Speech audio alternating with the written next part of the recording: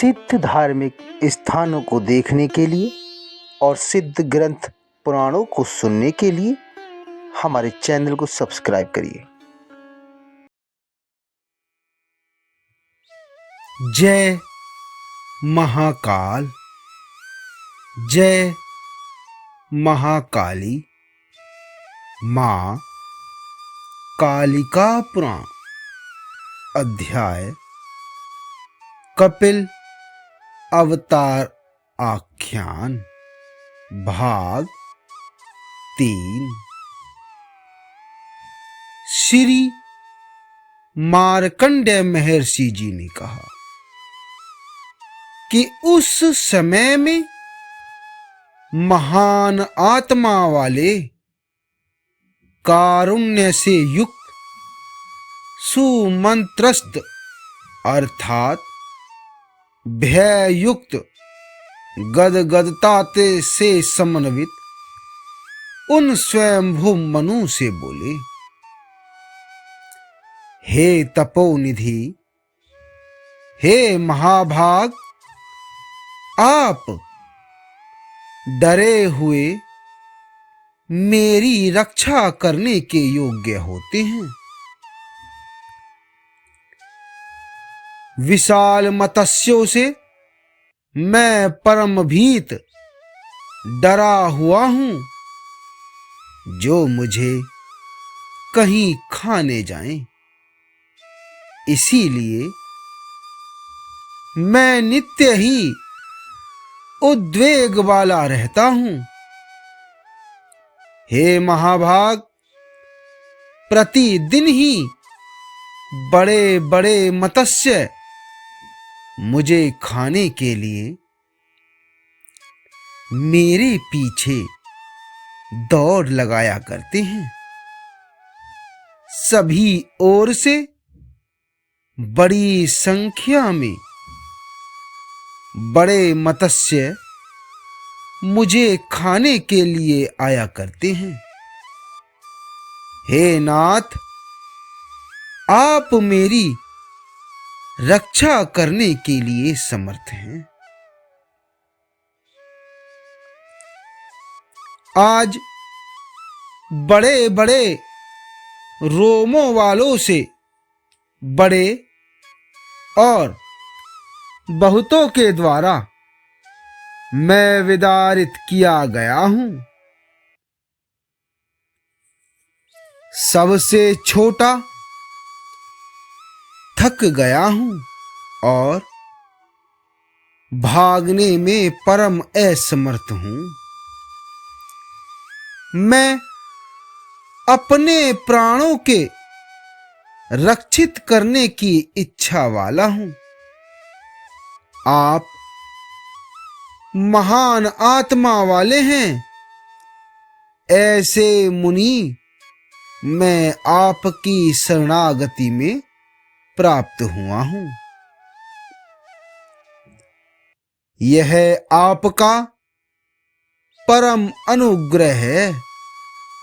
आप मेरी रक्षा कीजिए। भय से उद्भ्रांत मन वाला मैं चंचल तरंगों वाली परम चंचल इस वृक्षों की छाया का अवलोकन करके मत्स्य की ही भांति डर रहा हूं। श्री मार्कंडेय मुनि जी ने कहा कि इसके अनंतर इस अनेक वचन का श्रवण करके स्वयंभू मनु परमाधिक कृपा से समन्वित होकर उनसे बोले थे कि मैं आपकी रक्षा करने वाला हूं। फिर हाथ में जल लेकर उस मत्स्य को उसमें निधापति करके समक्ष में उस परम क्षुद्र मत्स्य के विहार का अवलोकन करने लगे थे। परम दयालु मनु ने सुंदर स्वरूप वाले उस मत्स्य को जल से पूर्ण विपुल योग वाले अलिंजर में रखा दिया था। वह मत्स्य उन मणिक में दिन दिन में बढ़ता हुआ सामान्य रोहित के शरीर वाला शीघ्र ही हो गया। वह महात्मा प्रतिदिन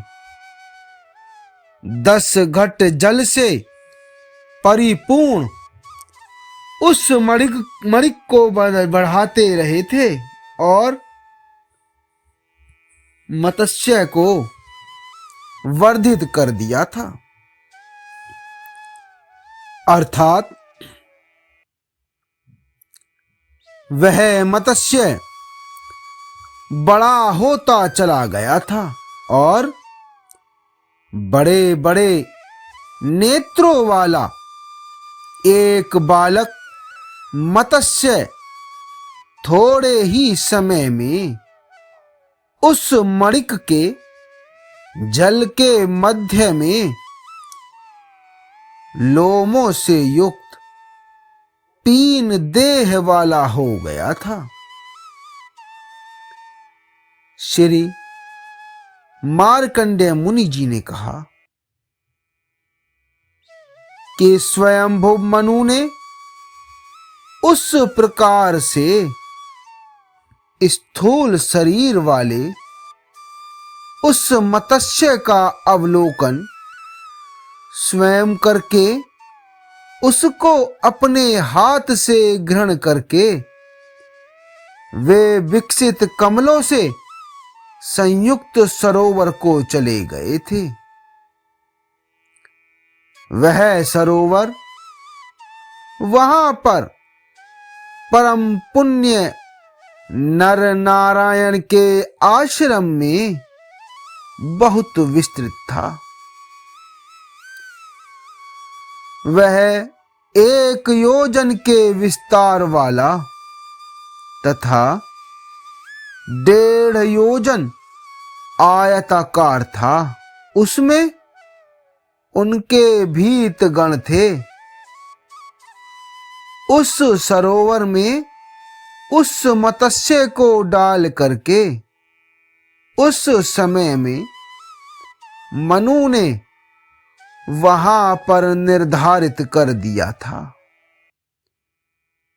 उस मत्स्य का उन्होंने अपने पुत्र की ही भांति परम अनुग्रह से युक्त होकर पालन किया था। वह मत्स्य बहुत ही थोड़े समय में परमाधिक स्थूल और विस्तृत हो गया था। हे श्रेष्ठ द्विजो, वह मत्स्य उस सरोवर में भी समाया नहीं था, क्योंकि बहुत ही बड़ा हो गया था। वह मत्स्य एक बार पूर्व और उत्तर दोनों किनारों पर अपना सिर और पूंछ रखकर ऊंचे शरीर वाला हो गया था। फिर वह स्वयंभू महात्मा से चिल्लाकर बोला, मेरी रक्षा करो। मनु ने उसको स्थूल पूंछ वाला समझकर वह उस समय में उस महामत्स्य के समीप पहुंचे और अपने हाथ के द्वारा उसको उन्होंने ग्रहण किया था। मैं विपुल रोमों वाले अतीव अद्भुत आपका उद्धार करने के लिए समर्थ नहीं होता हूं। ऐसा भली भांति चिंतन करते हुए भी उन्होंने हाथ से उसको धारण कर लिया था। विश्व के आत्मा भगवान जनार्दन भी, जिन्होंने मत्स्य का स्वरूप धारण कर रखा था, स्वयंभु मनु के कर को प्राप्त करके फिर छोटे स्वरूप का उपाश्रय ग्रहण कर लिया। फिर मनु ने करों से उसको उठाकर अपने कंधे पर धारण किया था और शीघ्र ही उसे सागर में ले गए थे और वहां जल में उसको रख दिया था। उन्होंने उस मत्स्य को कहा था, वहां आप अपनी इच्छा के अनुसार बढ़िए, यहां पर कोई भी आपका वध नहीं करेगा और आप शीघ्र ही संपूर्ण देह को प्राप्त करिए। यह कहकर समस्त प्राणधारियों में परम श्रेष्ठ वह महान भाग वाले ने उसकी लघुता, छोटेपन का चिंतन करते हुए ही परमाधिक विस्मय को प्राप्त हो गए थे। आगे का भाग 4 में। जय महाकाल, जय महाकाली।